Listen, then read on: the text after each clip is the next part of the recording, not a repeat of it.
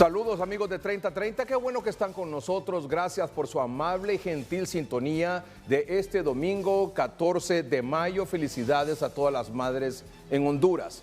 Nuestra agenda para esta noche aquí en 3030 es la siguiente. ¿Cómo avanza el proceso de socialización de la Ley de Justicia Tributaria, de la propuesta de Ley de Justicia Tributaria? Ya se cumplió una semana con este proceso de socialización entre una comisión de dictamen nombrada en el Congreso Nacional y algunos sectores. Este proceso continúa esta semana. Se incluirán en este proceso de socialización, en este proceso de audiencias con otros sectores de la economía nacional, se incluirán estas observaciones de estos diferentes sectores en la propuesta final de esta ley antes de ser discutida en el Congreso Nacional. También esta semana pretende el Congreso Nacional darle un golpe a la libertad de expresión y de opinión. Vamos a hablar del éxito total que tuvo la Feria del Empleo patrocinada por Hoy Mismo y Radio Satélite, Televicentro, Emisoras Unidas, a través de Hoy Mismo y Radio Satélite, además del Consejo Hondureño de la Empresa Privada y la Universidad Tecnológica de Honduras. Y por supuesto, cómo no podían faltar testimonios de tres madres que con tenacidad y sacrificio enfrentan la vida, los retos que les ha propuesto la vida y sacan adelante a sus hijos. No se pierdan estos testimonios más adelante aquí en el programa. Ya están ellas aquí en el estudio. ¿Las podemos presentar un momentito rápido, les parece? Sí. Muy bien. Bueno, quiero presentarles rapidito de izquierda a derecha en sus pantallas a Sheila Araceli López Amaya. Hola Sheila, bienvenida. Mucho gusto. Licenciada en enfermería, ¿verdad? Así es. ¿Qué nos quiere decir de entrada esta noche aquí? Muchas gracias por haberme invitado al programa. Estoy muy agradecida y pues espero con éxito dar mi testimonio a la población. Bien, excelente, sin duda alguna que así será. Gracias Sheila. Jackie Cerrato es licenciada en Pedagogía y es perito mercantil, es maestra en el Centro Básico Regino E. Molina en San Ignacio Francisco Morazán. Ya ha venido con su hijo Víctor Sebastián. Bienvenida Jackie. Gracias licenciado, un placer estar aquí y qué bonito que nos den este espacio para poder contar nuestras historias y así servir, ¿verdad?, de referente para todas esas mamás que están viviendo circunstancias como las de nosotros. Muy bien, y que tienen que hacerle frente a la vida, ¿verdad? Porque muchas veces cuando hay un problema de alguna discapacidad de un hijo, muchas familias lo que hacen es esconderlo. Así es. ¿Verdad? Sí. ¿Lo saben ustedes? Sí, sí, correcto. Y ustedes han hecho todo lo contrario, salir adelante. Muy bien, ya vamos a tener esos testimonios. Y nos acompaña también Erika Espinal, que viene con su hija Julia, de 19 años, tiene una circunstancia que más adelante le vamos a conocer. Ella es auxiliar de enfermería. Erika Espinal, muchas gracias por estar aquí. Mucho gusto, gracias primeramente, gracias a Dios, ¿verdad?, por la oportunidad que usted nos está brindando. Y como decían las otras madres, creo que vamos a servir de ejemplo para otras madres que están pasando este proceso.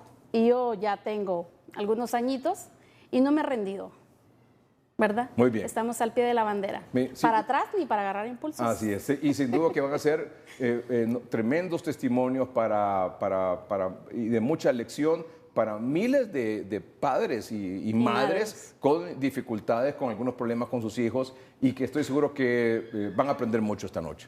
Sobre todo de cómo ustedes han logrado salir adelante a punta de sacrificio y tenacidad. Y claro, ayuda de Dios, de la familia y con actitud positiva ante la vida. ¿Les parece? Así es. Muy bien, más adelante aquí en el programa ya tendremos estos testimonios. No se lo pierdan, por favor. Antes nos acompaña el doctor Hugo Noé Pino. Muchas gracias, doctor Hugo Noé Pino, por acompañarnos esta noche aquí en el programa. El doctor Hugo Noé Pino es vicepresidente del Congreso Nacional y es el presidente de la Comisión de Dictamen de la Ley de Justicia Tributaria. Doctor, es un gusto que nos acompañe esta noche aquí en 3030. Bienvenido. Buenas noches, Edgardo. Me da mucho gusto estar con usted en 3030 y aprovecho la oportunidad para felicitar a todas las madres hondureñas en este día tan especial del calendario cívico hondureño. Un abrazo a mi madre en el cielo y una felicitación especial a mi esposa Vivian Bustamante, que es una excelente madre. Muy bien, muchas gracias, doctor, excelente. Bueno, doctor, han pasado ya creo que aproximadamente unas 11 o 12 gremiales o representación de diferentes sectores, el FOS del Colegio de Economistas, la Asociación de Instituciones Bancarias, el Partido Liberal, también la Asociación de Municipios, Cámara de Comercio de Cortés, Cámara de Comercio de Tegucigalpa, las pequeñas y medianas industrias en Honduras, creo que son entre 11 y 12 instituciones que han pasado en este proceso de socialización en reunión con la comisión de dictamen que usted preside. ¿Cómo avanza este proceso, doctor? Sí, Edgardo, ha sido una labor muy intensa, muy productiva. Uno de los aspectos que me gustaría destacar en primer lugar, Edgardo, es que esta es una comisión multipartidaria de dictamen. Están todos los partidos políticos representados en la comisión. En segundo lugar, que hemos tenido la oportunidad de de dialogar con diferentes sectores, el sector académico, las ONGs que estudian el tema fiscal, la empresa privada, como usted mencionó, tanto a nivel de la IVA como también de la pequeña y mediana empresa, empresarios destacados de nuestro país, los partidos políticos. Y yo considero que avanza en forma muy positiva. Tenemos esta próxima semana una jornada igualmente intensa con el sector privado. Nos faltan 2 bancadas en el Congreso Nacional y adicionalmente con órganos regionales como el ICEFI y entidades privadas como la FENAC, la Cámara de Comercio e Industrias de Choluteca, Cámara de Comercio e Industrias de las Islas de la Bahía, en fin, con la Asociación Hondureña de Maquiladores. Tenemos una agenda muy fuerte esta semana para continuar en ese proceso de socialización.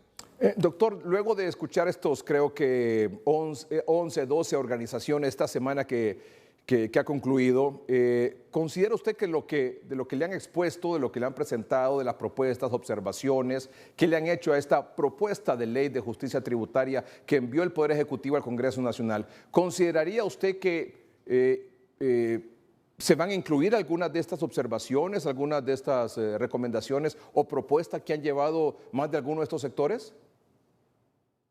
En primer lugar, me gustaría destacar algo de estas audiencias, Edgardo, y es el hecho de que nos ha permitido realmente poder dialogar acerca de una gran cantidad de desinformación que se ha hecho alrededor del contenido de la ley. Esto en el sentido de que, para ponerle un par de ejemplos, que las exoneraciones se están eliminando de tajo, lo cual no es correcto.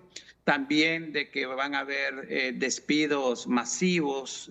Se habló en un primer momento de 500,000, se sigue sosteniendo 100,000, 200,000, pero en ningún momento en el análisis que hemos hecho de la ley se encuentran estos elementos. Obviamente que hay otras consideraciones de carácter técnico y de preocupaciones, y le voy a poner también un ejemplo ahí, el caso específico de la Asociación Hondureña de Instituciones Bancarias, que considera de que el acceso de la información del Servicio de Administración de Renta debe de garantizarse la confidencialidad en el uso.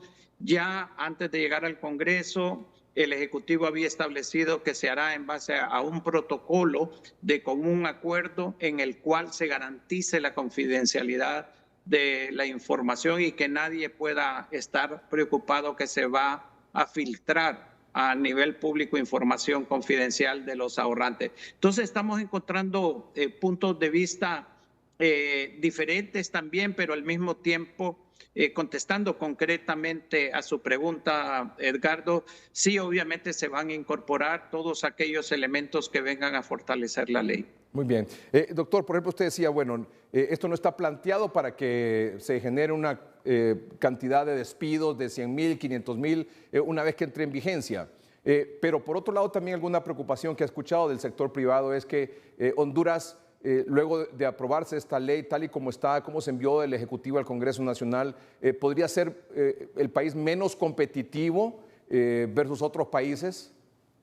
Ese es uno de los aspectos que la Comisión va a evaluar bastante cercano. Y es más, yo aprovecharía, Edgardo, para señalar que le pongan mucha atención mañana a la audiencia que vamos a tener con el Instituto Centroamericano de Estudios Fiscales, que por su naturaleza lleva el análisis de la política fiscal de toda la región. Entonces, en este sentido, ellos nos van a proporcionar información y explicaciones de cómo están los diferentes incentivos tributarios a nivel de la región y qué pasaría en el caso de que Honduras se aprobara el proyecto de ley que ha estado en discusión. Pero además de los insumos que nosotros obtengamos del ICEFI, también obviamente hay valoraciones que estamos recibiendo del sector privado que van a ser tomados en cuenta. Muy bien.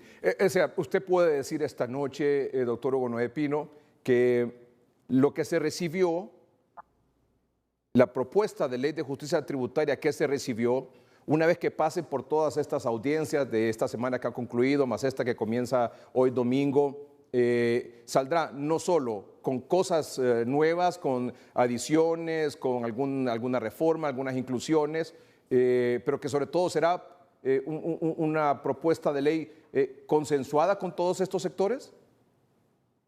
Bueno, eso último es un poco complicado, Edgardo, en el siguiente sentido.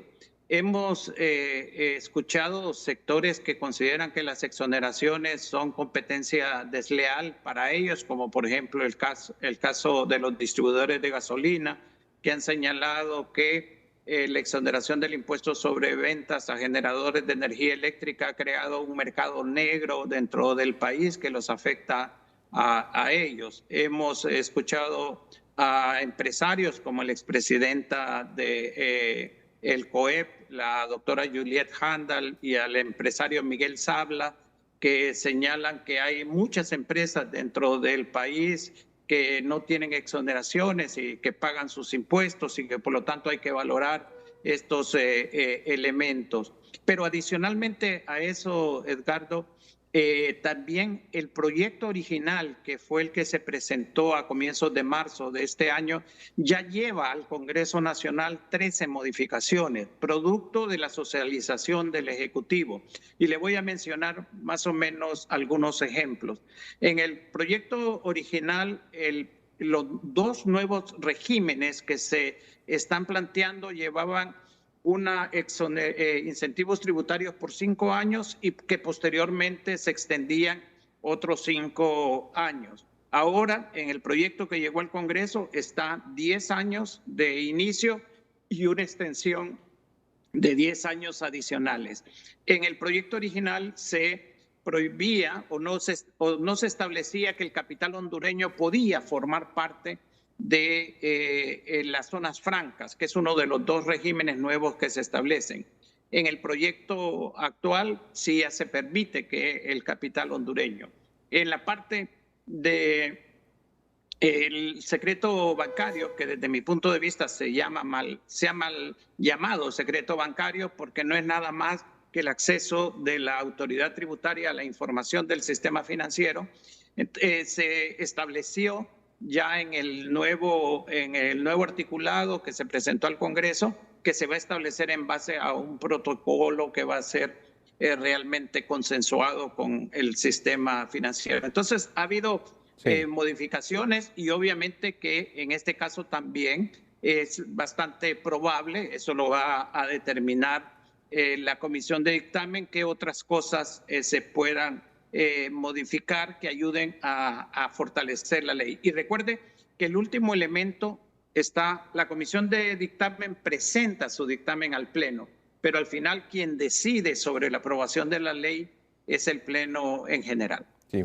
Se necesitan 65 votos, ¿verdad, doctor? Sí, y ahí, si me permite rápidamente, Edgardo, son 4 proyectos los que fueron presentados al Congreso Nacional.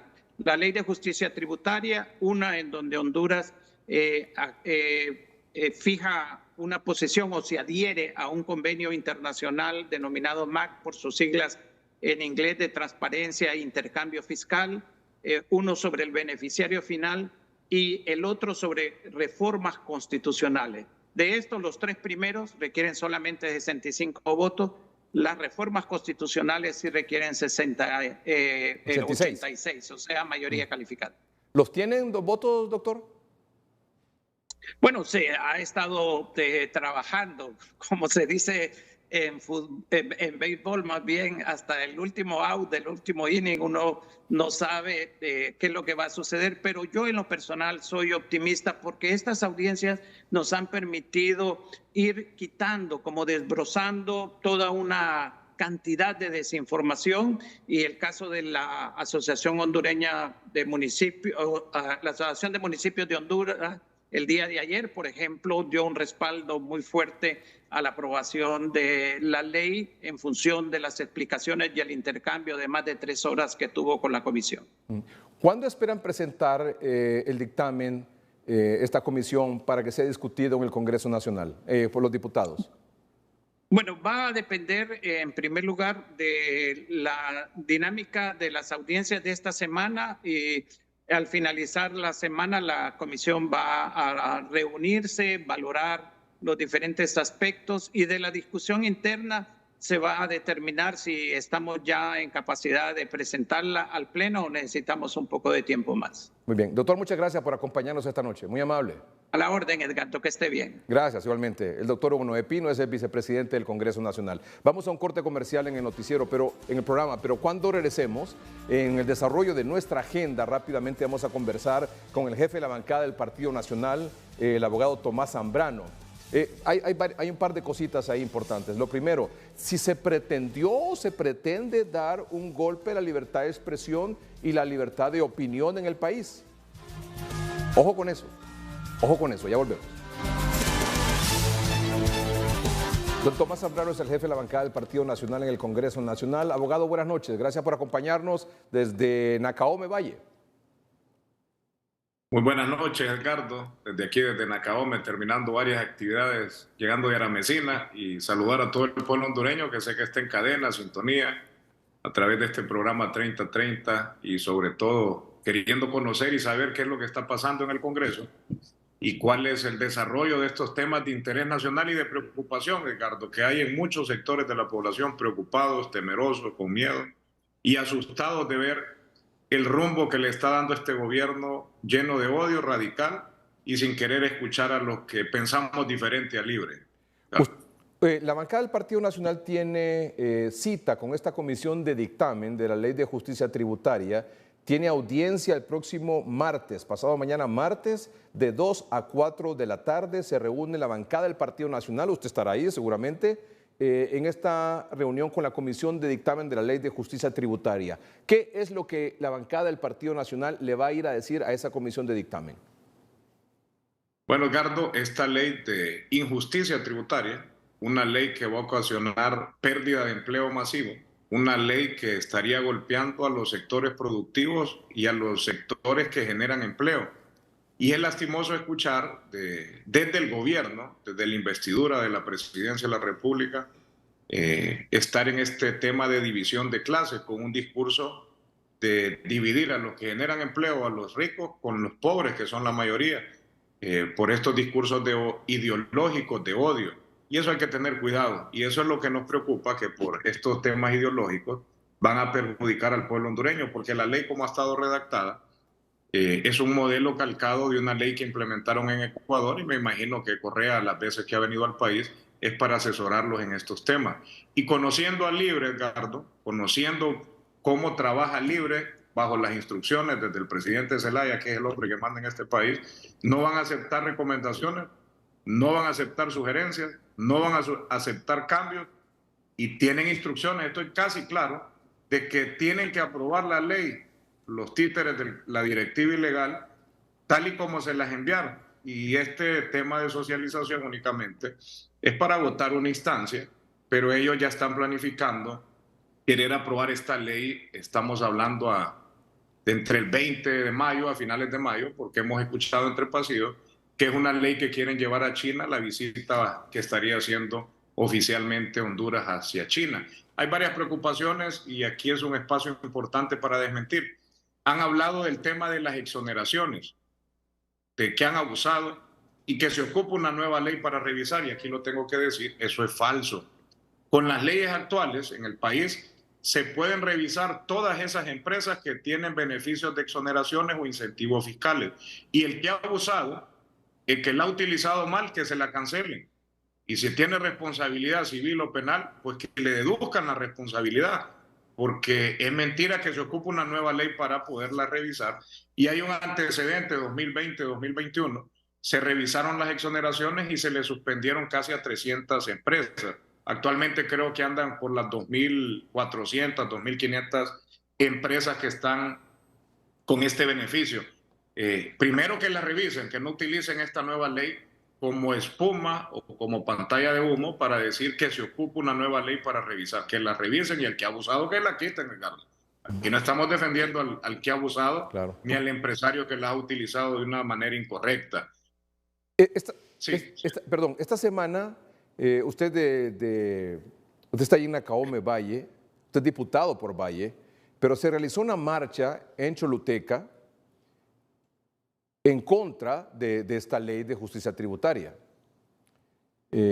denunciando o cuestionando el hecho de que si se aprueba como está planteada en este momento, va a generar miles de empleos perdidos y que Honduras va a dejar de ser competitiva a nivel internacional. Es decir, va a atraer menos inversión, vamos a ser menos atractivos como país para que venga la inversión extranjera y que los locales sigan invirtiendo en Honduras. Esa marcha se realizó, fue una marcha realmente masiva, fue una marcha pacífica también. Sin embargo, en el Consejo Nacional de Defensa y Seguridad se condenó esa marcha y se ordenó investigar los sectores que financiaron, tanto empresariales como políticos, que estuvieron financiando o estuvieron detrás del financiamiento de esta marcha. Y 3, deducir responsabilidades a quienes participaron en esta marcha, en la organización de la marcha. ¿Qué opinión tiene sobre eso? Fíjese que yo visito Choluteca todas las semanas. Ayer precisamente estuve en el Corpus y estuve en la ciudad de Choluteca y la gente está alarmada, están preocupados, porque lo que salió fue el pueblo, fue la gente que está en los diferentes sectores con un empleo. ¿Quiénes hablamos? Sector camaronero, el sector de la ocra, el sector de la caña, el sector del melón y varias zonas productivas de nuestros departamentos de Choluteca y Valle. Fue una marcha pacífica y eso hay que recalcarlo. La gente salió a manifestarse, que el gobierno tenga el cuidado de no aprobar una ley que les va a buscar perder los empleos que el gobierno no genera, los empleos que aquí estos sectores nos dan a miles y miles de familias, más de 100,000 familias que tienen empleados este tipo de sectores. Es lamentable escuchar que desde la presidencia y desde el Consejo Nacional de Defensa y Seguridad se quiera criminalizar, se quiere investigar y se quiera acusar al pueblo hondureño de la zona sur que salió a manifestarse. Eso nos deja evidenciado que este gobierno tiene doble moral.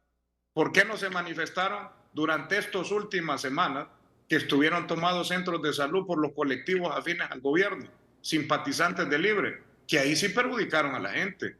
Ahí no les dieron el derecho y el acceso a la salud, no les daban atención médica, no les daban medicamentos. Y hemos visto manifestaciones violentas de Libre siendo oposición y de simpatizantes de Libre siendo gobierno. Y ahí la presidenta, ni el presidente Zelaya, que es el que manda, se han manifestado. Esto es lo que nos lleva a conclusión que este gobierno se ha desplomado como nunca antes visto en un proceso o en un periodo presidencial. Está desplomado, ha caído bajo, porque ellos van sin paracaídas. El gobierno de la familia Zelaya va sin paracaídas, va en caída libre.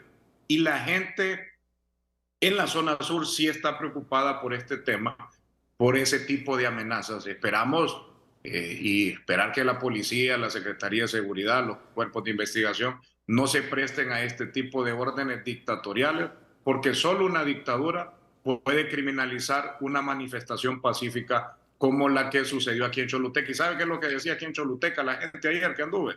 Que este gobierno es la gran estafa contra el pueblo hondureño. ¿Y sabe por qué lo decía la gente ayer? Ayer me lo decían en el Corpus y Choluteca.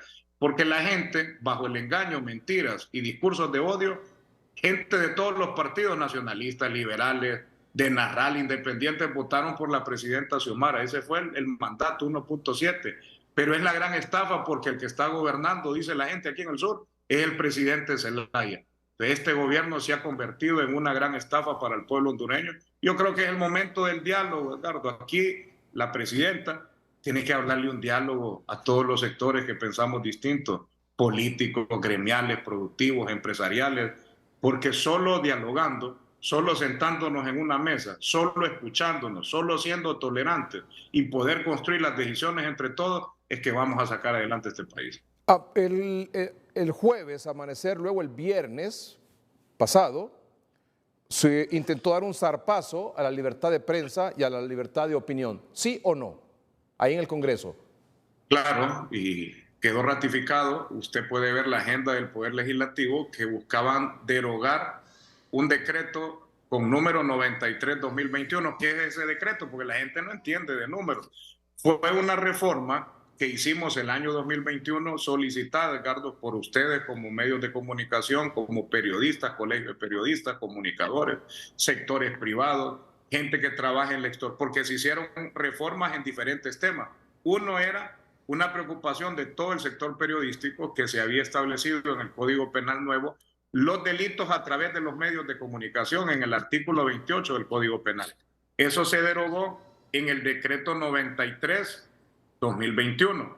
Si se deroga ese decreto tal y como lo tiene planteado la directiva ilegal del Congreso con Libre, queda un vacío y quedan dudas y se podría malinterpretar de que queda vigente nuevamente ese artículo y que el gobierno podría estar amenazando al sector privado por la responsabilidad penal de las empresas y también a ustedes como medios de comunicación si no les parece algunos comentarios, algunas opiniones o alguna información que ustedes puedan vertir en los diferentes medios. Hay que tener mucho cuidado. Yo me acerqué a la directiva ilegal el jueves en la noche, no nos quisieron turnar el dictamen, no nos quisieron informar y fue casi hasta la 1 de la mañana un documento que nos han trasladado y que ya tenemos diferentes observaciones. Ojalá que escuchen, ojalá que entiendan que en el Congreso es con votos, no es a la fuerza, no es con patadas, no es con violencia y no es imponiendo lo que cree Libre porque no tiene mayoría y la oposición se tiene que hacer respetar en ese Congreso. ¿Es cierto que se pretende despenalizar la usurpación de tierras, las invasiones? Bueno, es que ese mismo decreto, Edgardo, mire, fue un trabajo de casi 2 años cuando se aprobó el Código Penal para reforma. Se aprobó el tema de reformar y establecer un procedimiento expedito en los temas de usurpación. Se mejoró el tema de la redacción y penas y agravantes en el delito de extorsión, en el delito de tráfico de drogas, en el delito de trata de personas, en el delito de desplazamiento forzoso, en el delito de lavado de activos. Entonces es una gama de varios delitos, Ricardo. No solo es 2, 3 temas, son como 15 temas, que es una reforma de muchos artículos y que así como la quieren aprobar podría quedar un vacío legal y se podría interpretar de que vuelven a entrar en vigencia y que podría servir como una herramienta para amenazar al periodista, amenazar al sector privado y a otros rubros también que invierten en el país. Y la última, también se pretende ahora que si hay alguna duda sobre los bienes lícitos o ilícitos de una persona, en la actualidad es la fiscalía la que debe probarle a esa persona que adquirió sus bienes de forma ilícita. Pero al reformar esto, quedaría la obligación del propietario de demostrar la licitud de sus bienes. ¿Es así? Sí, esa fue la reforma del 2021. Había unas líneas en la definición del delito de lavado que establecía que lo que no tenga causa o justificación económica de lícita procedencia podría incurrir en delito de lavado, y con esa redacción o esa línea que tenía establecida desde el 2015, era el ciudadano al que se investigaba y se acusaba que tenía que ir a demostrar ante los tribunales cómo había obtenido esa casa, cómo había obtenido ese dinero, y no era el Ministerio Público que se encargaba de investigar y acreditar que efectivamente lo había obtenido de la comisión de un ilícito. Tiene mucho debate esa redacción y ahí, Edgardo, es bueno que pueda darle espacio a los expertos en derecho penal, constitucional, operadores de justicia para poder dejar claro si conviene o no conviene. Nosotros como bancada estamos analizando, y si es una reforma bien planteada, que se lleve a cabo los consensos, que se establezca que no hay abusos, y que no quieren atropellar a un grupo de la población, la bancada del Partido Nacional está con la disposición de poder apoyar esta Porque esto reforma. podría ser aprovechado, me luce, no sé, usted es abogado, podría dar un poco de mejor luces sobre esto, que esto podría ser aprovechado porque cualquiera lo puede venir y lo acusa a usted y quita hasta la OAVI viene y le quitan las cosas, o un juzgado de privación de dominio y le dice, mire usted, pues, mientras usted no demuestre, y después termina demostrando que en efecto los bienes usted los adquirió de manera ilícita y después la OAVI con el tiempo se los termina devolviendo, no sé en qué condiciones, ya hay serias denuncias de la OAVI actual, de cómo se manejó la OAVI, la oficina esta de administradora de bienes incautados, sobre las irregularidades que se cometieron en la oficina administradora de bienes incautados en el gobierno anterior. De cualquiera puede venir, lo acusa, sin investigar, sin probar de que sus bienes son ilícitos, y usted después va a los juzgados a tener que demostrar que son lícitos, y una vez que los demuestra, se los devuelven a saber en qué condiciones y si es que los encuentran, ¿verdad? Mire, el problema es quién está en el gobierno, su carácter ideológico, cómo quiere utilizar estas herramientas legales para callar, silenciar a todo aquel que es opositor. Y no le hablo solo de nosotros los políticos, le hablo de ustedes de periodistas, le hablo de grupos gremiales, le hablo No, esto es en general, o sea, por la población en general, es decir. Esto es en general. Y después de escuchar, Edgar, la amenaza desde el Consejo Nacional de Defensa y Seguridad, una manifestación pacífica, y después de ver desde el Congreso cómo quieren aprobar a matacaballo este tipo de leyes, no nos queda ninguna duda que son herramientas que quiere utilizar Libre para poder desarrollar sus planes ideológicos, políticos y querer establecer una verdadera dictadura de la familia Zelaya aquí en el país. Así hay que tener cuidado, tenemos que ser vigilantes, tenemos que señalar y alzar la voz de todos esos elementos, acciones o decisiones que quiere implementar Libre, que seamos conscientes que le va a afectar al pueblo hondureño. Abogado, muchas gracias por acompañarnos esta noche, muy amable. Muchas gracias, Ricardo, y saludos a todo el pueblo hondureño que nos mira aquí a través de 3030. Gracias, es el abogado Tomás Zambrano, jefe de la bancada del Partido Nacional. Vamos a un corte comercial, pero cuando regresemos, ¿está lista Sheila? ¿Sí está lista? Sí. Sí está lista. ¿Está lista Jackie? Así es. ¿Está lista Erika? Sí. Erika es auxiliar de enfermería, viene con su hija Julia. Jackie es maestra, es licenciada en pedagogía y es perito mercantil. Viene acompañada de su hijo Víctor Sebastián.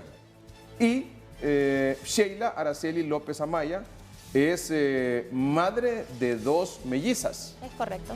de Aitana y Abigail, Así es. que las tenemos ahí resguardadas un momentito porque están sumamente inquietas. Es Pero ya las van a correcto. conocer a ustedes, pero más que todo van a conocer la historia de estas tres mujeres excepcionales, madres excepcionales. Ya volvemos.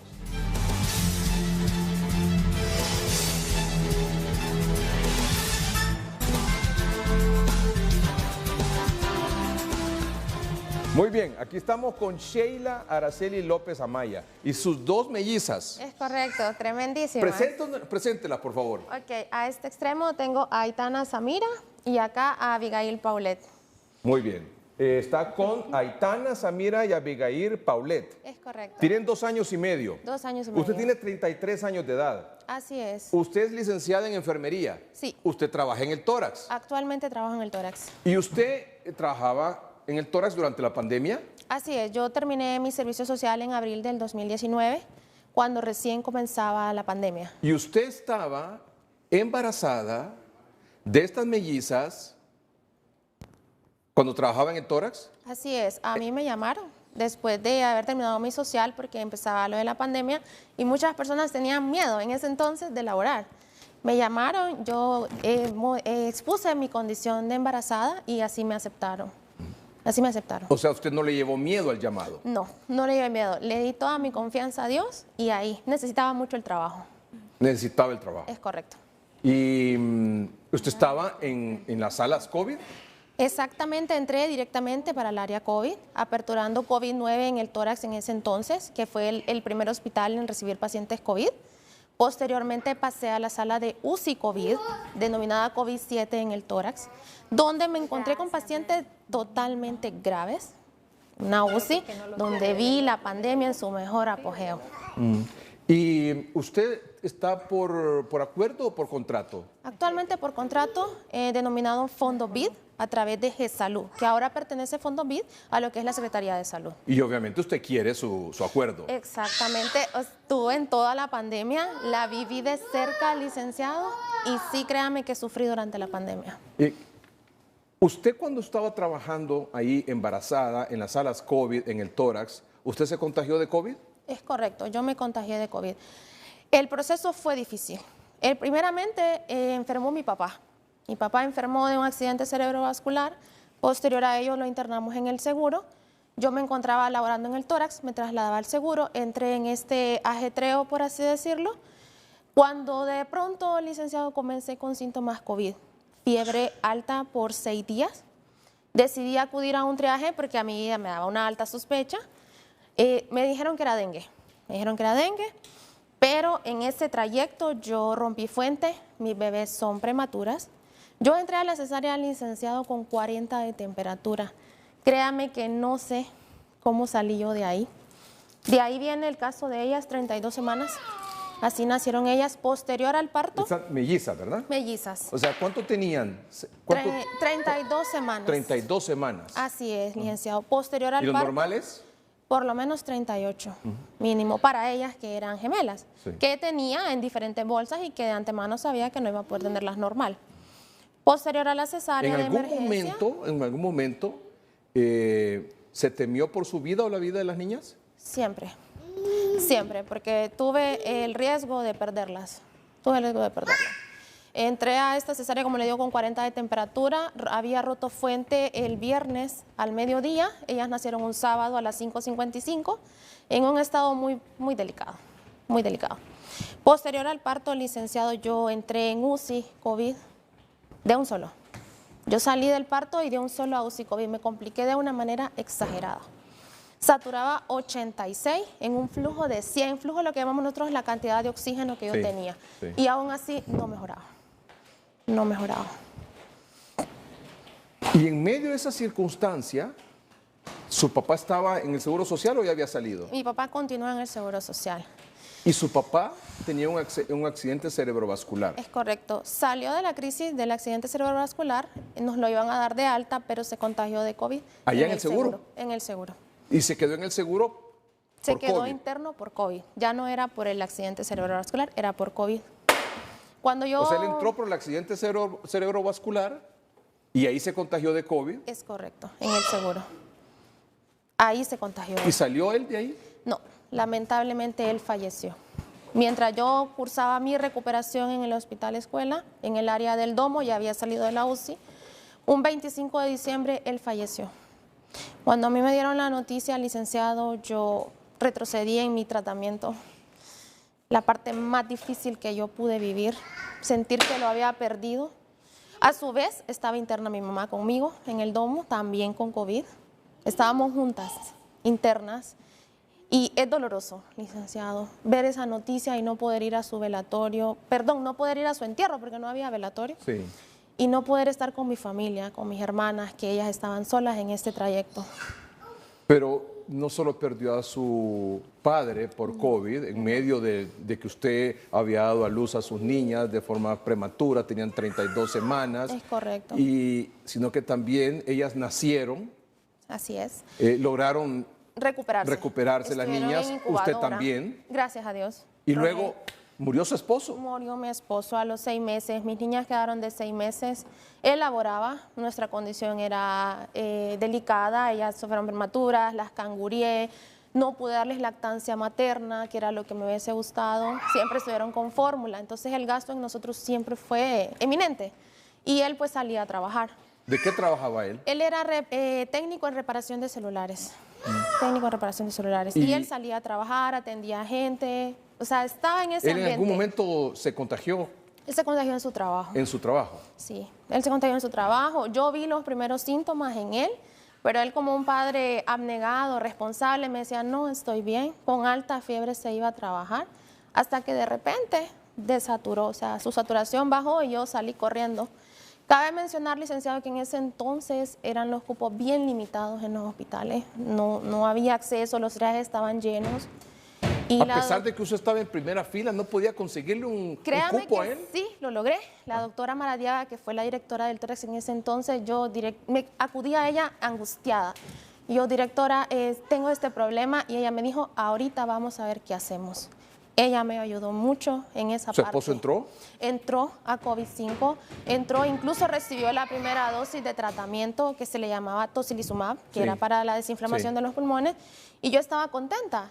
Él llevaba una mejoría, decía yo, pues evidente, pero lamentablemente no. Ya cuando ingresó a UCI COVID, ya lo vi en alto flujo, ya me dijeron que sus pulmones no daban para más. Solo 7 días lo tuve interno. 7 días. ¿Y en 7 días murió? En 7 días él murió. ¿Qué edad tenía él? 35 años. O sea que usted perdió en el COVID a su padre y a su esposo. Es correcto. Al padre de sus gemelitas. Al padre de mis padre de gemelas. Aitana y de Abigail. Así es. Difícil, licenciado. El mundo se torna gris cuando uno sufre tanto en tan poco tiempo. No siquiera me había repuesto de la muerte de mi padre cuando yo ya estaba perdiendo el papá de mis hijas. Yo le decía a mi mamá, qué difícil las pruebas. No entiendo por qué me toca vivirlo de esta manera. Y es desolador quedarse solo en ese proceso. Ya en la casa éramos las 2 viudas. Ya en la casa decíamos, ¿por qué nos pasa tanto y por COVID? O sea, ¿qué pasó? Cabe mencionar que hubo un tiempo, licenciado, que me sentí culpable. No sabía si lo había contagiado yo. No sabía si se había contagiado en el hospital, en el trabajo, perdón. Luego mis hijas estuvieron con COVID. Era obvio, estuvimos los 2 con COVID. Y gracias a Dios ellas salieron libres, no las tuve internas, pero sí fue todo esto muy difícil para nosotros, sobre todo para mí. Y ver ahora a sus niñas tan inquietas como son, y para arriba y para abajo, y esto y lo otro, ¿qué? Realmente me motiva. En todo momento, licenciado, en todo mi proceso de enfermedad, fueron ellas mi motor. Porque estuve con el doctor Bárcenas en la UCI, me hice amiga de todos los médicos ahí, me decían, licenciada, usted es la única que tiene buen pronóstico, échele ganas, sus hijas la están esperando. Eran tan bellos, me traían videos de ellas, yo no las podía ver, yo no me podía movilizar. Y me venían a enseñar cómo ellas iban en un proceso realmente bueno. Entonces, recuperándose. Al final sí, eso fue lo que me ayudó mucho. Y ahora que las ve así, corriendo y lindas ahora que y las todo, veo así, ¿sí? sigo luchando por ellas. Sigo luchando por darles lo mejor y porque sigan creciendo sanas. De hecho, una de ellas está con sospecha de autismo y ahora ese es mi reto a enfrentar, se podría decir. Sí. A enfrentar. Gracias por acompañarnos esta noche, Sheira Araceli. Gracias. Las otras madres, ¿qué le quisieran preguntar? ¿Qué le quisieran decir? Jackie, Erika. No, Sheila, que le eche ganas. Yo día a día vengo luchando y es algo que si usted afirma su vida con Dios, Así es. la batalla es fácil y algo bien importante que observo que su hermana la apoya. Es una herramienta importante, es una base que nosotros con eso lo fortalecemos. Cuando nosotros a veces queremos retroceder, ellos están ahí diciendo, no, sigue adelante por tus hijas. Así es. Adelante. Estoy de acuerdo. El amor de la familia es indispensable. Y le comentaba yo a Erika también, licenciado, que cuando Víctor comenzó, cuando lo diagnosticaron, ¿verdad? Con lo que él tiene, ¿verdad? Lo que él padece, era así como ellas. Y mi hijo, por ejemplo, yo viajaba a Tegucigalpa, porque yo vengo de una comunidad, y era en el trayecto llorar 3 horas y media. Me daba una pena a mí con el conductor, porque él lloraba desde que nos subíamos al bus hasta que llegábamos a la ciudad, desde que regresábamos de la ciudad hasta que llegábamos a mi pueblo. Y entonces yo tuve que trabajar de una forma exagerada con terapia. A lo mejor su hija va a requerir terapia. No soy especialista, pero según los rasgos que veo. El caso de Víctor es que él nació su sordo. hijo tiene 7 años. Sí, 7 Perdón, años. las gemelitas tienen 2 años y medio ya, ¿verdad? 2 años y medio. Gracias a Dios, ¿verdad? Ya van creciendo. Sí. Gracias a Dios. Poco a poco es un Qué proceso. bueno. Gracias, Todo es un Qué bueno, proceso. qué bueno, Gracias. qué bueno. Tienen 2 años, era importante tener ese dato, ¿verdad? Muy bien. En el caso de Víctor, ¿el diagnóstico de él cuando nació? Cuando nació no, porque existe una prueba que se debería de realizar en nuestro país y lamentablemente esto tengo que decirlo porque yo hablo por todas las mamás con niños sordos y conozco muchas. En nuestro país no existe una prueba que se llama tamizaje auditivo, que se le hace a todos los niños al nacer en diferentes países del mundo para saber si no son sordos. Entonces, como lamentablemente no existe esa prueba, transcurrieron los meses y nosotros notábamos algunas diferencias en cuanto a nuestro otro hijo. Tengo un hijo mayor de 13 años. Pero yo como mamá no me caía el 20 como decimos comúnmente, y yo continué el desarrollándose. Cuando llegamos casi a los 2 años me dice mi esposo, tenés que volverle a decir al pediatra, algo está pasando. Algo le está Porque pasando. ustedes le hablaban y él Sí, no reaccionaba. Él y yo hablábamos, mi esposo y yo le hablábamos, seguía un caballito, por ejemplo, porque vivimos en una aldea, Víctor, Víctor, Víctor, y no volteaba. Entonces mi esposo salía corriendo, André, que es el hermano mayor, salía corriendo, o yo, o la abuela, y salíamos corriendo a agarrarlo porque él no volteaba. Él no decía mamá, no Entonces, decía papá. Usted, al ver eso, ustedes Sí. que no era normal. Fue una alerta más. Sí. Sí. Lo llevaron al médico, lo Sí, trajeron aquí a Tegucigalpa. sí, lo llevamos primero al pediatra, que es el especialista que lo revisaba él, y inmediatamente que él hace unas pruebas, nos manda directamente al audiólogo, que yo pensé es al otorrino. ¿Quién sabe que existe un audiólogo? Pocos, porque no todos conocemos mucho Claro. de salud. Entonces me voy al audiólogo, que es el licenciado Lucas Zelaya, me voy ahí a ese lugar que él tiene una clínica, y me empieza a hacer un montón de preguntas. Me dice, Jacqueline, el 70% de papás que vienen aquí me dicen todo lo que usted me está diciendo. Es seguro que su hijo es sordo. Ahora lo que tenemos que hacer es una Momentito, prueba. entonces, Sí, Víctor nació sordo. nació sordo. No fue porque hay sorderas por alguna infección, hay sorderas por diferentes causas. Pero que lo el diagnóstico provocan. fue ese. ¿A qué edad le diagnosticaron eso? Justo cuando tenía 23 meses. Ya iba a 23 cumplir meses, 2 años. casi 2 años. Así es. Le dicen, su hijo, Víctor, es sordo. Es sordo. Y ahí comenzó, Una lucha constante, mi esposo... un momentito, una lucha Ok. constante. Ya volvemos con esa lucha constante. Ok.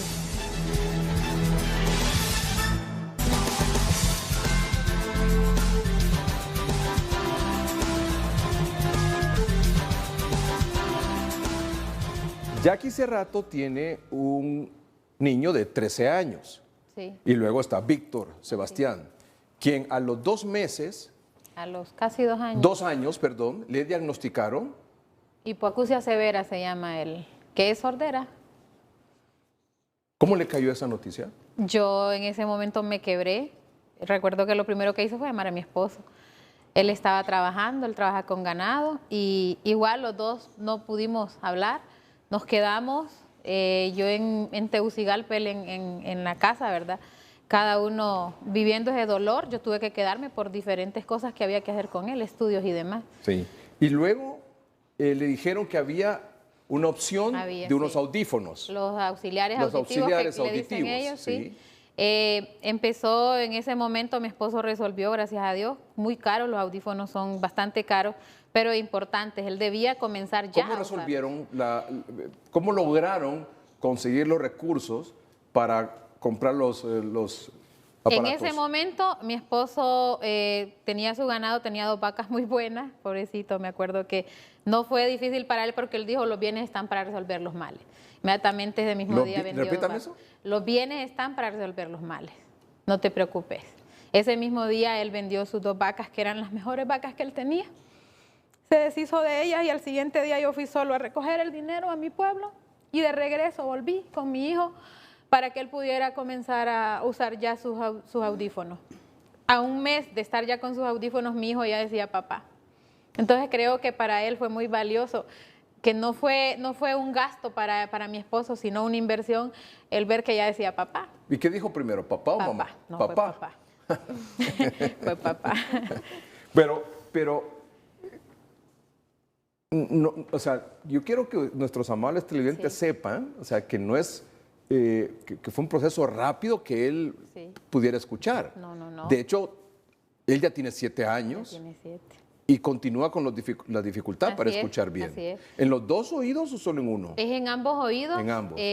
Después siguió un proceso de terapia de lenguaje donde yo viajaba cada semana. Cuando habla de terapia de lenguaje, es ir donde un especialista que me oriente a mí para hacer actividades que hagan que él logre hablar. Eso es terapia de lenguaje. Entonces yo trabajo en mi casa, vengo de la escuela porque yo trabajo en una escuela, soy ama de casa y a la vez soy terapeuta. del lenguaje. Sí. Y por ejemplo, ¿hubo necesidad de hacer mensaje, de aprender mensajes de lenguaje de señas? Yo combinaba la seña para poderle explicar la palabra. Por ejemplo, Pepe en lengua de señas es así. Sí, Entonces sí. yo le decía Pepe y él me tenía que ver la cara. Ellos leen labios, él me miraba, hijo, Pepe. Pepe. Pepe. Y entonces así empezó él a hablar, ellos leen labios. Entonces mi hijo es considerado como hipoacúsico. En los sordos él es hipoacúsico. Hace alguna broma, lo siento. No, claro, déjelo, pues es natural, normal. Y así empezó. Y él se relacionaba, yo iba a cuando cumpleaños me invitaban porque todo eso era terapia para él. ¿En qué momento ustedes se percataron de que él estaba escuchando? Cuando empezamos la terapia, yo cantaba, yo bailaba, yo le hacía sonidos onomatopeicos, que son los sonidos de animales, los sonidos del ambiente, carro, moto, etcétera. ¿Cuál era el que más sonido le hacía a usted? El del perro, el guau guau. Sí. Luego la vaca con los animales que habían. Ajá. Tiene un perro que se llama Odi. Ah, Odi. Sí, entonces así empezó él a hacer los sonidos. Sí. ¿Y en qué momento se dieron cuenta que él ya escuchaba o empezaba a escuchar algo? Desde allí, entonces como él tiene muchas habilidades, dice la terapeuta que lo trata, entonces desde ahí fue una explosión, empezó primero escuchando solo las voces de nosotros, después identificaba las voces de toda la gente de la comunidad, cualquiera le hablaba y él volteaba. Nos pusimos de acuerdo a decirle solo un nombre también, porque es así, con los niños sordos es así, un solo nombre para que él supiera que él se llama Víctor. Y así fue afianzando la identidad de que tiene una familia, etcétera. Y él escuchaba, por ejemplo, usted dice que lo llevaban a cumpleaños de amiguitos, de familiares, etcétera. ¿Y él escuchaba la música? Sí, sí lo veía. ¿Cómo sabía? Sabíamos porque una vez, en una reunión familiar, el esposo de una tía puso la música y de repente él estaba en el carro afuera y empezó a bailar y todos comenzamos a lagrimear. Porque lo vimos bailando ahí, estoy yendo, dice el señor, y él empezó a bailar. Y él nos volteaba a ver como, ¿qué les pasa? Están llorando. En su mundo, el normal. Están llorando y yo estoy bailando. Yo estoy feliz, o sea, el mundo de él ha sido bello, la gente cree que hay que verlos como pobrecitos, no. Ellos son un niño como otro, mi hijo se relaciona con todo el mundo, mi hijo sale, pasea, él juega, él hace bromas, normal. Porque como yo le he permitido relacionarse y lo he dejado ser, yo también he tratado de que él sea independiente. Nos cuesta un poco porque los niños como ellos, pues, tienen algunas diferencias. No, ellos tienden a pensar que todo el mundo es bueno, por ejemplo. No ven la malicia. Un poco diferente. ¿Y él tiene los audífonos en ambos oídos? En el oído derecho, él solo usa audífono y luego logramos el implante coclear, que fue con ayuda de familia y amigos, ¿verdad? Gracias a Dios, una cirugía valorada en casi 800,000 lempiras. Wow. Que pero para nosotros fue tan duro con mi esposo, y la familia en general, los amigos, que todos fueron nuestros cómplices, les digo yo, en mi comunidad. Ahorita nos están viendo. ¿La comunidad es en? Urrutia, San Ignacio. Urrutia, San Ignacio. Sí, en el municipio de San Ignacio, aquí en Francisco Morazán. Exactamente. Okay. Saludos a todos nuestros amables televidentes en Urrutia, en el municipio de San Ignacio, aquí en el norte de Francisco Morazán. Así es. Ahí está esa hermosa ¿Usted pidió permiso cirugía para faltar mañana? Sí, mi directora. Gracias, profe, por ellos también han hecho un gran trabajo en la escuela. Pero es una inspiración la que está, una lección de vida la que usted nos está ofreciendo, la licenciada también. Ya vamos a escuchar también. Sí, y ahí está. Esto es verdad lo que hace que él logre escuchar mejor y entonces ahora él va a producir mejor las palabras. Y es lo que ha logrado también ese implante, que él ahora lea, que es algo muy difícil en un niño sordo. Entonces él ya lee, tiene una maestra magnífica también que lo ha incluido de forma espectacular. Chócale, Víctor. Choca. Decí hola. Hola. Sí. Hola, hola. Hola. Hola. Hola, eso, muy bien. Corazón. ¿Ah? Corazón. Lo hace así. Ajá. Ah, al revés, muy bien. Corazón. Corazón, muy bien. Ahora corazón, Víctor con su mamá. Con su mamá. Dale. Eso. Muy bien, excelente. Vamos a un corte comercial, ya volvemos.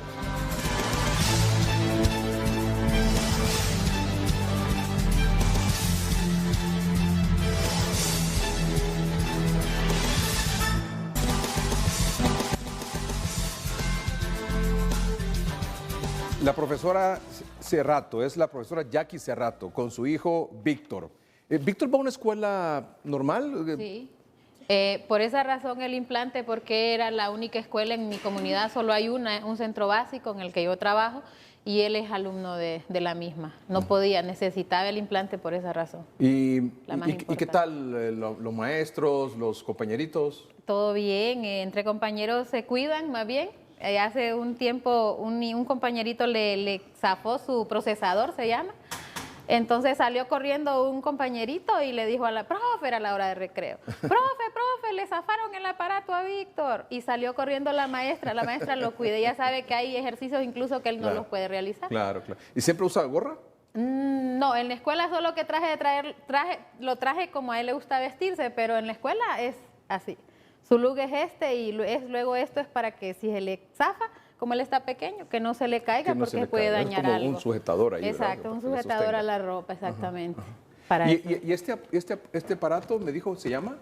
Este se llama implante coclear. La parte externa se llama procesador, que es el que lleva la información hacia adentro. ¿Y cuánto tiempo lo deberá usar él? Toda la vida. Esto es para toda la vida, no hay una cirugía que cure la sordera. Esta cirugía es un aparatito que hace las veces de la cóclea, va dentro de la cóclea y lo que permite es escuchar como nosotros, que él ya escucha un 70%, casi como nosotros. Los médicos están sorprendidos con su caso. ¿Qué pasó, Víctor? Está enseñando los videos de nuestra gente allá viendo. ¿Qué video este? La gente viéndonos desde Urrutia. Que nos están viendo, sí, Víctor. Mira cómo te están viendo tus compañeritos. Así es. Sí. Mis compañeros de trabajo igual. Lourdes. Es una cadena porque la mayor parte de la comunidad conoce nuestra historia. Nos acompañaron con fiestas donde recaudamos fondos, 37,000, 20,000, amigos de mi esposo desde Estados Unidos recaudando. Fue una cosa, en mes y medio recaudamos como 400,000 lempiras. Usted me dijo en alguna ocasión, sí. Yo recuerdo frases que en todo este proceso de lucha con Víctor, otra. Sí. Muy bien. ¿Este de quién es? Es una mamá. Ah, de una mamá. Es una mamá de un grado, se llama Nanda, es la mamá de un niño de 9º grado, que es alumno mío, familia mía sí, también. Ahí estamos, mira, Víctor. Qué bien que te ves, qué guapo. Sintonía total allá, ¿verdad? Así En San San Ignacio. Sí. Muy bien, saludos a nuestros amables televidentes. Muy unidos con nuestra causa, la verdad, incluso. Por supuesto que sí. El alcalde. Muy bien, bueno, las frases... Son dos. Cuando yo viajaba a la terapia los fines de semana, yo siempre pasaba por un comedor. Víctor estaba pequeño y yo lo chineaba aún. Y había una pastora que es la dueña del restaurante que siempre oraba por mí. Y me decía, y yo me lo creí, Dios le da hijos especiales a madres especiales. Entonces eso me pegaba a mí en el corazón y cada vez que yo iba a comer me daba una palabra en su oración que yo me daba fuerzas para seguir adelante porque a veces no eran funcionales las terapias. Yo venía desde un pueblo con él dormido. Complicado, ¿verdad? Bastante. Entonces creo que eso ayuda. Y la otra frase es de la ingeniera que trabaja en la clínica donde hicimos lo del implante. Y me dijo, Jackie, su hijo va a llegar hasta donde usted quiera que llegue. Y yo entendí que la responsabilidad de una madre, tengamos hijos con alguna discapacidad o no, depende de nosotros empujar a nuestros hijos desde que son pequeños hasta el futuro, hasta que ellos sean independientes totalmente. Muy bien, y así va a ser. Así va a ser en nombre de Dios. Así es, así es. ¿Qué le quiere decir? ¿Qué le quieren decir las otras madres? Sheila, Erika. Me parece interesante, déjeme decirle que la admiro. Gracias. Yo vengo empezando, Claro. 2 añitos, y pues la entiendo en la parte de traer uno a su hijo en brazos, que comienzan a gritar, que comienzan a llorar. Casualmente ayer me encontraba en el mall, una de ellas me hizo un espectáculo y uno se siente mal a veces con la gente de alrededor. Da como vergüenza. Porque no es que uno no pueda controlar, cuesta. Entonces la admiro. Y puede ser también que como están en esos ambientes llenos de gente, ellos se hacen, exacto, es un berrinche que tiene una razón de ser. Están estresados. Y uno no lo entiende como mamá hasta que ya empieza a estudiar. Yo incluso saqué diplomados para entender un poco más. Yo aprendí hasta lengua de señas, porque yo me involucré de una manera para poder entender la situación de mi hijo, la condición y poderlo ayudar. Muy bien. Así es. Estamos ahora, perdón, ¿usted quería decir algo? Sí, realmente es una madre admirable, ¿verdad? Porque mi caso es muy diferente. Sí me ha tocado, pero no a ese Ustedes la pueden ver. Sí. Es una niña. ¿Normal? Normal. Exacto. Muy bien. Así Y es. bien linda también. Julia, mucho gusto, Julia. Bienvenida a 30-30. Gracias. Usted se llama Julia Espinal Sí. y tiene 19 años de Sí. edad. Muy bien. Y es muy bonita. ¿A quién se parece usted? A mi madre. Muy bien. Muy bien. ¿Por qué Día de las Madres le dice eso? Bueno, háblanos de Julia, por favor. Bueno, Julia es una niña de 19 años, tiene coeficiente intelectual bajo, algo que me lo diagnosticaron cuando ella entró a primer grado, que le agradezco inmensamente a la profesora Lisette Calix, de la guía técnica número 10 de Danlí. Porque ella habló con, yo trabajando, ¿verdad? También estaba con lo de enfermería, porque eso es algo bien difícil para nosotros, ese rubro. Le dijo a mi sobrina, porque yo he tenido el apoyo de mi familia al 100, desde el más pequeño hasta el más grande. No me quejo de ellos, de familia, de amigos. ¿Y el todo. diagnóstico para Julita fue? ¿Para A Julia? los 7 años, coeficiente intelectual. Cuando ella Bajo. exacto, de un 36, la O que era redonda, usted se le escribía, al día siguiente ya no lo recordaba. Por ejemplo, si ella tiene 19 años, un coeficiente intelectual bajo podría ser que Julia tenga una madurez de una niña de 10, 12 años, Así es, sí. más o menos. Sí, en el transcurso uno de lo largo del camino conoce personas especiales. Claro. Cuando bueno, a mí la maestra me dice eso, tuve que emigrar de Danlí hacia acá, optando yo por una plaza de trabajo como enfermería, porque venía saliendo de servicio social. Me vengo hacia acá, Tegucigalpa, me encuentro unas personas muy especiales, también extranjeras. Cuando yo les platico sobre el caso de mi hija, ellos me dicen, te vamos a apoyar. Bueno, entonces le hicimos todos los estudios. El estudio se lo hice aquí en el hospital infantil y ahí fue donde me le dijeron que tenía coeficiente intelectual bajo porque me mandaron a psicólogos, no tiene ningún síndrome.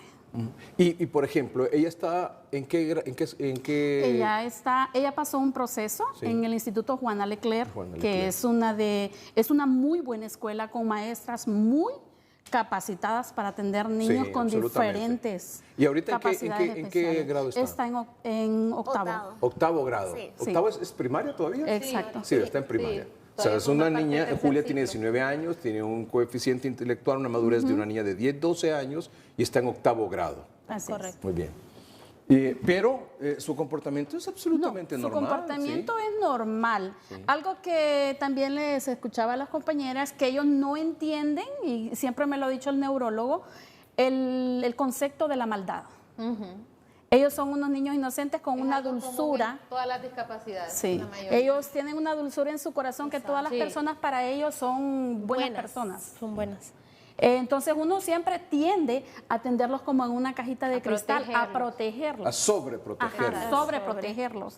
Y algo con ella que nosotros hicimos así, al sentirlos involucrados, que ella teníamos que protegerla, nosotros demasiado la protegimos. Cuando ella ya entró a la escuela, ya de 8 años, entró en el 2013. En el 2013 a la Juana Leclerc, ahí fue donde ellos ya me empezaron, ya iba yo con más psicólogos, porque ahí hay psicólogos, hay terapistas de lenguaje, ahí iba al foniatra también, lo que decía ella, porque tenía problemas de lenguaje, y ahora ella es una chachalaca que hay que callarla, ¿verdad? Muy bien, muy bien, muy Sí. bien, muy bien. ¿Y tiene alguna habilidad, alguna destreza para alguna actividad en particular? Por ahorita es sobreprotectora. Tiene su hermanita de 3 años y medio. Tiene su hermanita de 3 años y medio que ya se nos durmió, por ahí estaba. Muy bien, y ella la cuida. Ay, sí, es sobreprotectora, que ella le quiere hacer todo. ¿Y cuándo? Aquí es terrible. Usted conversábamos hace unos minutos y me decía, muchas veces nosotros como padres ponemos barreras. Así es. Eso es otra cosa también que quiero decirle a las madres de familia que se encuentran en esta situación, que dejemos nuestros hijos, que ellos tomen sus alas. Algo que me dijo la profe Nusli de la Juana Leclerc, cuando ella me la estaba nosotros llamamos inclusión, cuando van de una escuela especial a una escuela regular o colegio regular, se llama inclusión. yo tenía el temor del bullying, a que se burlaran de ella porque ya grande, que porque estás en esta escuela, no pasas de grado, cosas así. Entonces uno como madre se pone esas barreras. Pero realmente... Pero es normal, ¿verdad? O sea, el temor de que a su hijo se vayan a meter con su hijo y se vayan a burlar de su hijo, se vayan a reír de su hija, o sea, es normal. En ese caso, estimada Erika, yo que soy maestra, en las escuelas lo que se hace es que primero se trabaja con los compañeritos antes de que ella llegue. Sí. La maestra debe para irlo preparando, ¿verdad? Exacto, para ir preparando de que va a venir una compañera, se les orienta. E igual los maestros en conjunto con la administradora, que en este caso es la directora. Pero al usted romper esas barreras, no sobreprotegerla tanto, como bien le recomendaron, al final cuando llegó a la escuela... No, fue un éxito total. Ella lleva un índice de 97%. Qué bueno. Pero hubo bullying, No. Está en el Instituto IE. Y es una institución que apoya tanto maestros como están muy bien calificados. Muy bien. Tiene una atención por parte de sus compañeros igual, que más bien ella es un ejemplo para niños, entre comillas, normales, como decimos, porque es bien aplicada. También tengo el apoyo en mi casa, que con sus tareas, ella toda la semana, aunque a veces ellos tienen sus altas y sus bajas, a veces no quieren ni ver esos cuadernos, claro, que porque le ponen tareas. Son algo rebeldes, a mí me pasa también. Sí, son un poco de rebeldes. Sí. ¿Le gusta estudiar? Sí. Sí le gusta estudiar, muy bien. Le gusta aprender. Le gusta aprender. ¿Y le gusta hacer tareas? Sí. Sí, muy bien. ¿Y le gusta la música? Sí. Sí, ¿qué música le gusta? De Dios. La música cristiana. Sí. Muy bien. ¿Hay alguna que le guste? ¿Cuál es la que más le gusta? ¿Se acuerda cuál es la canción que más le gusta? ¿Cuál es? ¿Van a la iglesia? Gloria si no hay desierto. ¿Cómo dice? ¿Cuál es? Sin gloria no hay desierto. Sin gloria no hay desierto. Sí. ¿Cómo va? ¿Qué dice? Cántala. ¿Cántela? Si no hay gloria, si no hay desierto, que has tenido que llorar. Aunque ha sido... Es un valle de sombras y realmente es un proceso. Un cantante hondureño. Me parece que sí. Ahí está el... ¿Esa es? ¿Esa me parece que es hondureño. Súbale. Sí. Muy bonita la letra. Vamos a ver, cántela.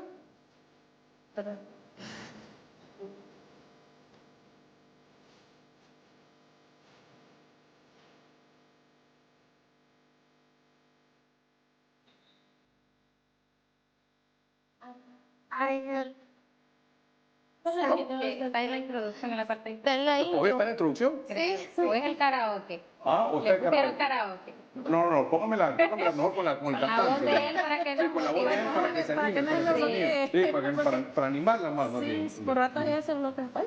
Ahí está, ahora sí. Sí, ahí.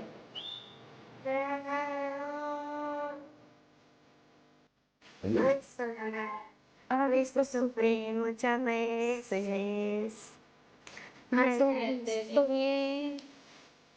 Te vi orar, pidiendo a Dios un milagro, y yo en soledad, llorando en tu soledad, y tú Y con especiales para madres especiales. Felicidades en el Día de la Madre. Muchas gracias. Para madres especiales. Muchas gracias. De parte de 30-30. Muchas gracias. Muy amable. Felicidades. Gracias. Felicidades. Muchas Felicidades. Gracias por su gran ejemplo, por su gran mensaje de hoy. Gracias. Felicidades. Gracias, Julita. Gracias. ¿Te siguen mandando fotos, Víctor? ¿Sí? Es que le gusta grabar a él también. Vamos a hacer. Dale, conmigo. 1, 2 y 3. Que te la vamos a mandar a tus compañeritos. ¿Oíste? Listo. Eso. Corazón. Corazón. Dale, Quiero ver el ese corazón, el corazón, papi. Muy bien, muy bien. Un aplauso, por favor, para las madres que nos han acompañado hoy. Muy bien, muchas gracias. Muchas gracias a Sheila Araceli López Amaya, madre de las gemelitas, Aitana y Abigail. Muchas gracias a la maestra Jackie Cerrato, madre de Víctor Savillón.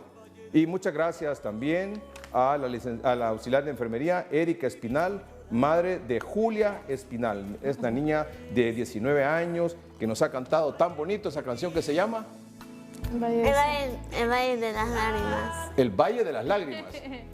Así se llama, ¿verdad? El Valle de las Lágrimas. Muy bien, muchas gracias. Bueno, antes de cerrar el programa les vamos a compartir una hermosísima experiencia que tuvimos el viernes en San Pedro Sula. Fue un total éxito la Feria del Empleo. Más de 1.200 jóvenes, en su mayoría, hombres y mujeres, adultos también, obtuvieron su empleo. Así, llegaron solo con su hoja de vida, algunos ni siquiera llevaban la hoja de vida, pero se les logró imprimir ahí, se les asesoró cómo hacerla y tuvieron la gran ventaja de que no tenían que andar del timbo al tambo buscando la empresa, gastando pasajes de bus, de taxi o combustible si tenían su automóvil y dejando su hoja de vida en alguna recepción o en algún lugar. Se vieron en una primera entrevista con el personal de recursos humanos, los que reclutan al personal nuevo, a los colaboradores nuevos de las empresas. Y más de 1.200 personas obtuvieron su empleo. Aquí está el reportaje. De diferentes puntos del Valle de Sula, incluyendo departamentos aledaños como Santa Bárbara, llegaron con sus hojas de vida en mano. Cientos de ciudadanos, en su mayoría jóvenes, que no perdieron la oportunidad ni la fe para encontrar un trabajo. Nos dan la oportunidad de buscar en varias opciones y como hay varias empresas, uno mete currículos en cada empresa. Entonces hay más posibilidades para nosotros los jóvenes que nos queremos superar de tratar de buscar un mejor trabajo y también nos ahorran de ir al centro, por ejemplo, estar buscando en empresa en empresa. Venimos con toda la fe de conseguir un trabajo. Tengo mucho tiempo a estar buscando trabajo y nada, solo me dicen, me van a llamar. Esto motiva bastante porque últimamente la situación ha estado algo complicada, pero con esta feria pues tenemos alguna esperanza. La verdad pues este sería mi primer empleo y estamos a la espera de. Pues mire que me di cuenta hoy mismo. Hoy mismo me di cuenta, estaba en la terminal porque yo vivo en Villanueva y venía con mi bebé y miré en una pantalla ahí que estaba la feria de empleo. Entonces digo, bueno, esta es la oportunidad porque desde la semana pasada ando buscando empleo. Entonces ya pregunté cómo llegar y entonces ya ahorita acabo de ver que hay bastantes propuestas de empresas. Entonces aquí estamos. Esta feria de empleo devuelve la esperanza a los ciudadanos que acudieron en masa en busca de un trabajo. Desde la academia, el llamado es a la generación de más oportunidades. Este es un ejemplo de la unión que deberíamos de tener los hondureños. Emisoras Unidas, COEP y nosotros como anfitriones colaborando en esta actividad de desarrollo, esta actividad que tanto necesita el país, que es la creación de fuentes de trabajo y la oportunidad de trabajo que tienen muchos hondureños para evitar tener que salir a Estados Unidos. En vez de andar perdiendo el tiempo en manifestaciones, en política y demás, estamos dedicados en lo que este país necesita, darle trabajo a las personas. El presidente del Consejo Hondureño de la empresa privada COEP aseguró que los empresarios están dispuestos a seguir aportando al desarrollo del país. Esta es la manifestación más genuina del pueblo hondureño. El pueblo hondureño hoy dice, quiero trabajo y quiero trabajo en el sector privado, quiero un trabajo formal. Ese es el mensaje de hoy.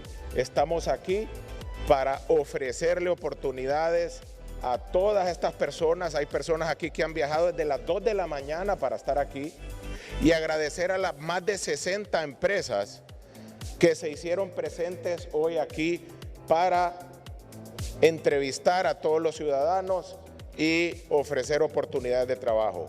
Así que el mensaje es, estamos para dar trabajo.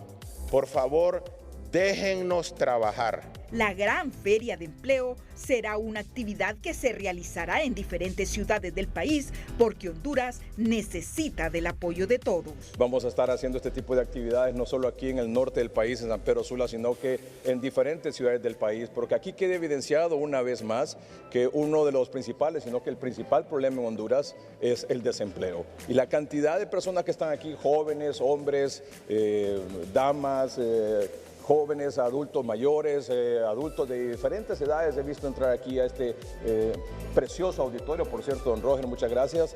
Es una muestra que el desempleo es un problema que debe ser abordado de la manera como está siendo tratado aquí. Unidos, empresa privada, USAID, Banco Centroamericano, Televicentro y UTH, que nos permite sus instalaciones para poder desarrollar esta primera gran feria del empleo. Televicentro y Emisoras Unidas, como empresas socialmente responsables, estuvieron presentes en la gran feria de empleo. En conjunto con la UTH, que nos ha abierto sus puertas el día de hoy, el COEP, siempre preocupado pues por buscar estas oportunidades para los hondureños, y también queremos dar gracias especiales al Banco Centroamericano de Integración Económica y a 2 proyectos de USAID que también dicen presente.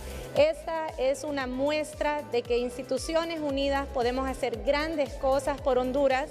Y aquí estamos, esperando que todas las personas que vienen con su hoja de vida hoy salgan de aquí con un empleo.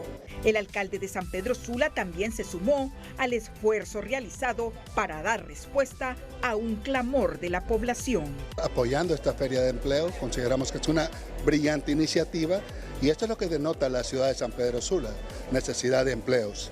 Por eso es que nosotros estamos a favor de la generación de empleo a través de la educación técnica también con nuestros colegios, y les damos la bienvenida a San Pedro Sula, ciudad de emprendedores, donde realmente cada día avanzamos más. Exitosa, así fue la primera gran feria de empleo que llenó de esperanza a cientos de hondureños que necesitan de una oportunidad laboral en Honduras.